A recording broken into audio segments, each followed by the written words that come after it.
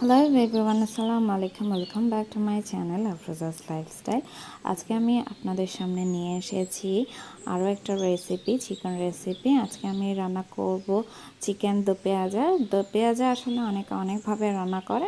আমি যেভাবে রান্না করি সেই পদ্ধতিটি আপনাদের সাথে আজকে শেয়ার করব। আশা করি আমার আজকের এই রেসিপিটাও আপনাদের খুব ভালো লাগবে ইনশাল্লাহ।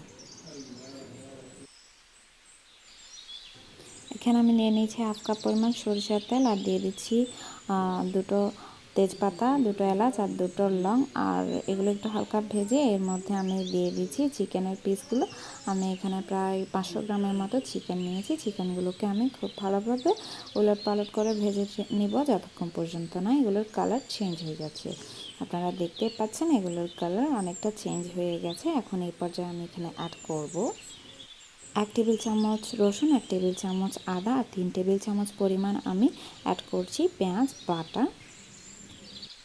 এখন আমি সবগুলোকে খুব ভালোভাবে কষিয়ে নেব যতক্ষণ পর্যন্ত না পেঁয়াজ রসুন আদার কাঁচা যে একটা গন্ধ আছে সেটা চলে যায়।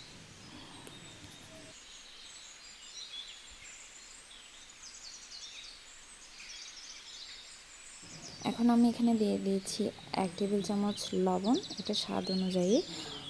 1 চা চামচ দিয়ে দিচ্ছি হলুদ গুঁড়ো, 1 টেবিল চামচ ধনিয়া গুঁড়ো আর 1 চা চামচ দিয়ে দিচ্ছি মরিচ গুঁড়ো। আপনারা চাইলে আর একটু বেশি দিতে পারেন। আমি এটা আমার বাবুর জন্য রান্না করছি বলে আমি এখানে একটু মরিচ গুঁড়োটা কম ইউজ করেছি। এটা আপনারা আপনাদের প্রয়োজন অনুযায়ী দিতে পারেন, ঝাল কতটুকু পছন্দ করেন। এরপর আমি সবগুলো মশলাকে একসাথে খুব ভালোভাবে কষিয়ে নেব।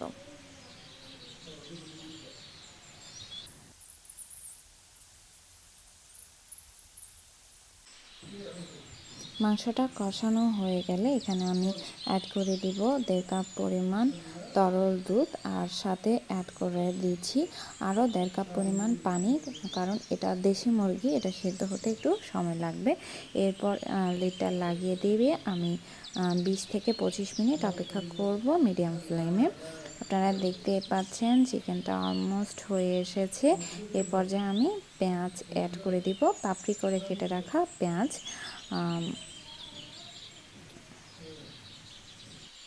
এরপর আমি দিয়ে দিচ্ছি 3টা আস্ত কাঁচামরিচ। আপনারা যদি কেউ চান এখানে এগুলোকে একটু চিড়ে দিতে পারেন। দিয়ে দিচ্ছি 1 চা চামচ গরম মশলার গুঁড়ো, দিয়ে খুব ভালোভাবে সবগুলোকে আমি মিশিয়ে নিচ্ছি। এই পর্যায়ে আমি এখানে অ্যাড করে দিচ্ছি পেঁয়াজ কলি কুচি, আর দিয়ে দিচ্ছি কিছুটা ধনেপাতা কুচি। আপনাদের হাতের কাছে যদি এগুলো না থাকে তাহলে আপনারা এগুলো অ্যাভয়েড করতে পারেন। এরপর আমি একটু নেড়ে চেড়ে দিয়ে লিডটা লাগিয়ে লো ফ্লেমে আরও 5 মিনিট এটাকে কুক করব।